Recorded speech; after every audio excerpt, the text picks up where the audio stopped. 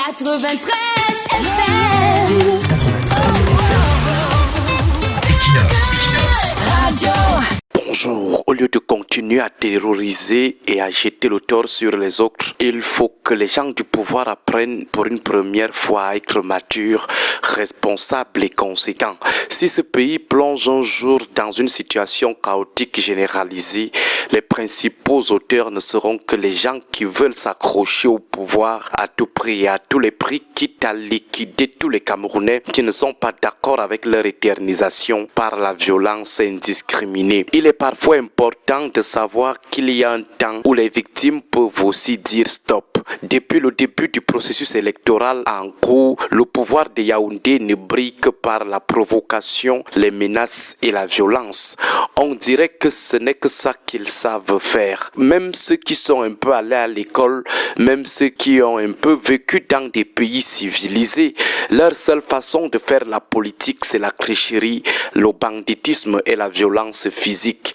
Ils sont toujours prêts à dire qu'ils vont tuer au nom de la force, restera la loi pour après dire que ce sont les opposants qui les poussent à tuer les innocents. Ils ne savent pas négocier, ils ne savent pas lire la psychologie de la population, ils ne savent pas mesurer l'impact de leurs agissements agressifs.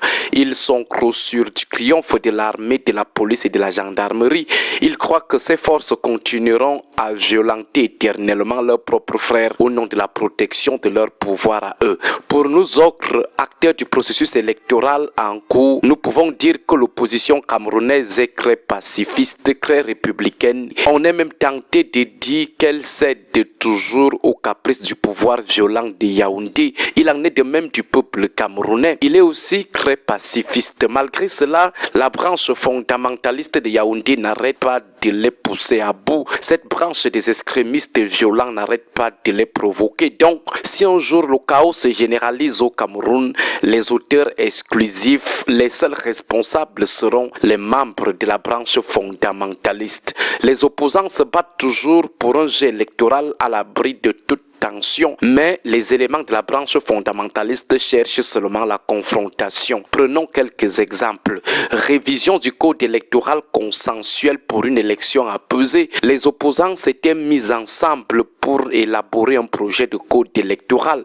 Mais qu'est-ce que la branche fondamentaliste avait fait? Elle n'avait même pas prêté une oreille à cette main tendue de l'opposition. Pire, elle a envoyé des autorités administratives et des forces de maintien de l'ordre menacer les opposants le jour où ils comptaient publier le contenu de leur proposition de code électoral. À partir de ce premier exemple, on peut dire sans embâche que ceux qui ne veulent pas une élection apaisée au Cameroun, ce sont les gens de Yaoundé. Deuxième exemple, les inscriptions sur les listes électorales.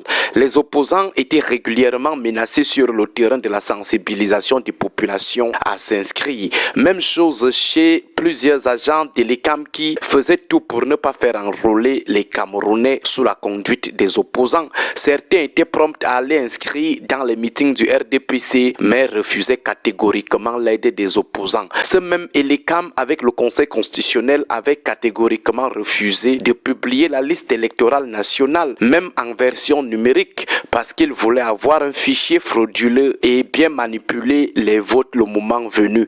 La preuve, aujourd'hui, on a eu un bureau de vote dont la liste des électeurs comptait une série de personnes décédées. Ces électeurs fictifs ont servi aux agents de l'ECAM véreux de bourrer les urnes avec des bulletins du RDPC. Sur ce deuxième exemple, qui ne voulait pas jouer franc jeu, qui voulait rechercher les tensions, c'est toujours le pouvoir de Yaoundé qui cherche toujours à accuser les autres. Or, c'est lui le seul auteur de la provocation. Troisième exemple, la décision formelle d'éliminer le principal opposant Maurice Kamto. Une décision prise 3 ans avant même qu'il ne dépose son dossier de candidature. Une décision professée publiquement par des ministres de la branche des extrémistes de Yaoundé. Cette branche va illégalement reporter les élections législatives et municipales afin de forcer grossièrement l'inéligibilité du parti de Maurice Kamto à l'investir. Est-ce que vous avez vu Maurice Kamto ou le MRC faire des troubles? Pourtant, c'était de l'arbitraire pur et simple. Le professeur Maurice Kamto était lui resté tranquille. Il a suivi la voie que ces fondamentalistes lui avaient indiquée, à savoir la la voix du parti Yango. Malgré ça, ces fondamentalistes sont encore allés jusqu'à opérer le plus gros gangstérisme d'État de l'histoire du Cameroun. Une forfaiture d'un voyoutisme sans précédent, jusqu'à pirater le site internet de tout un ministère de souveraineté parce qu'ils voulaient changer le nom du président du Manidem. On a vu Elekam et le Conseil constitutionnel à l'œuvre pour valider cette imposture indigne des aînés de ce calibre. Avez-vous vu Maurice Kamto lancer les appels au trouble? Non. Il a gardé son calme,